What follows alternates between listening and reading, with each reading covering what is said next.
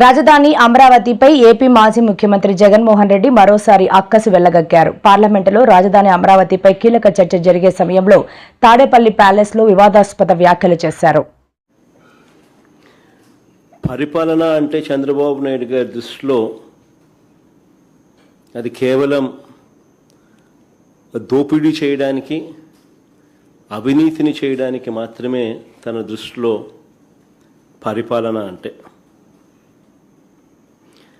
రకరకాలుగా ఈ పద్ధతుల్లో దోపిడీ చేసే కార్యక్రమంలో భాగంగా దానికి రకరకాలుగా పేర్లు పెడతాడు, రకరకాలుగా దాని చుట్టూ డ్రామాలు అల్లుతాడు. విజన్ అంటాడు, సంపద సృష్టి అంటాడు. ఇలా రకరకాలుగా కొత్త కొత్త పేర్లు పెడతాడు. పేర్లు పెట్టి టాపిక్లు డైవర్ట్ చేస్తూ, స్కాములు చేస్తూ దోచేసే ప్రయత్నాలు చేస్తూ ఉంటాడు. అమరావతిలో గత వారం జరిగిన తీర్మానంలో కూడా, శాసనసభలో తీర్మానంలో కూడా, ఆ డ్రామాలో కూడా ఇవే మనకు కనిపిస్తాయి. ప్రజలను పక్కదోవ పట్టించడం, ఆ పక్కదోవ పట్టించే కార్యక్రమంలో తన దోపిడీకి స్టాంప్ వేసుకోవడం, తన దోపిడీ నుంచి డ్రామాను డైవర్ట్ చేస్తూ ప్రజలను పక్కదోవ పట్టించే కార్యక్రమం.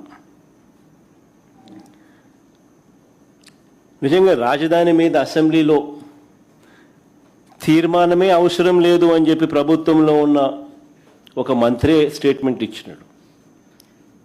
పార్థసారథి అనే వీళ్ళకు సంబంధించిన మంత్రే స్టేట్మెంటే ఇచ్చాడు, రాజధాని మీద అసెంబ్లీలో తీర్మానమే అవసరం లేదు అని చెప్పి.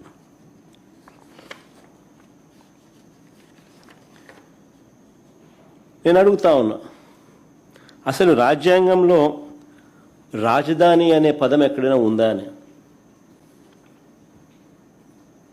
రాజ్యాంగంలో ఎక్కడ రాష్ట్రాలకు సంబంధించి రాజధానులు అనే పదం ఎక్కడా లేదు. దేశానికి మాత్రమే రాజధాని ఉంటుంది తప్ప రాష్ట్రాలకు రాజధాని అనేది కాన్స్టిట్యూషన్లో లేదు. Only seats of governance. ఈ ఫ్యాక్ట్ నిజంగా కూడా ఎవరు కూడా మర్చిపోకూడదు. సాక్షాత్తు కేంద్ర ప్రభుత్వం కూడా రాజధాని అనేది రాష్ట్రాల ఇష్టం అంటూ అధికారికంగా వీళ్ళు మన ఏపీ హైకోర్టులో కౌంటర్ అఫిడవిట్ కూడా దాఖలు చేసినారు. కేంద్ర ప్రభుత్వం ఆంధ్రప్రదేశ్ హైకోర్టులో ఒక కౌంటర్ అఫిడవిట్ కూడా దాఖలు చేసినారు. ఈ మేరకు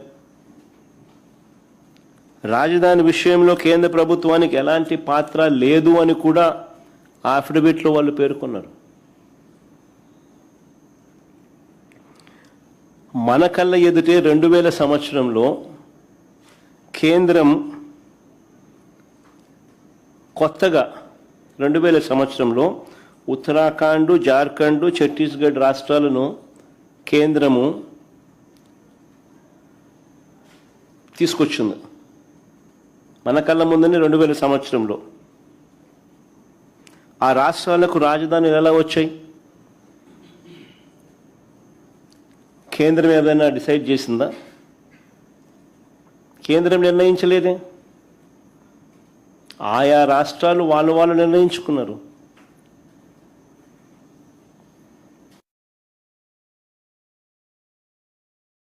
మరి ఎవరికి వర్తించింది?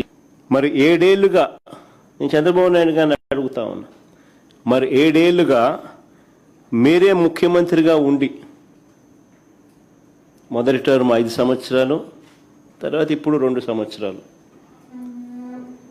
మరి 7 ఏళ్ళు మీరే ముఖ్యమంత్రిగా ఉండి 1,00,000 ఎకరాల అమరావతిలో ఇంతవరకు కట్టింది ఎంత?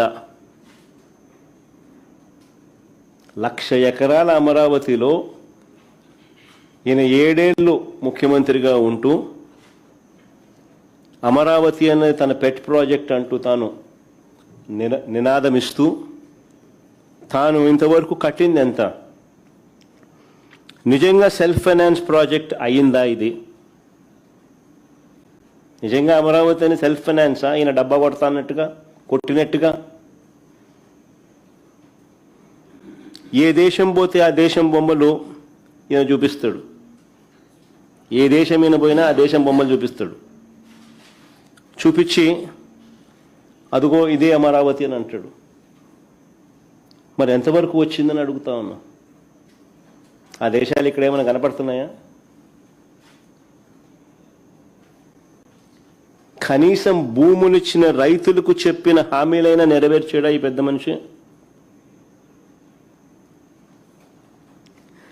మొదట తీసుకున్న 50,000 ఎకరాల్లో, వెరీ ఇంపార్టెంట్ ఇది, మొదట తీసుకున్న 50,000 ఎకరాల్లోనే రోడ్లు, కేవలం రోడ్లు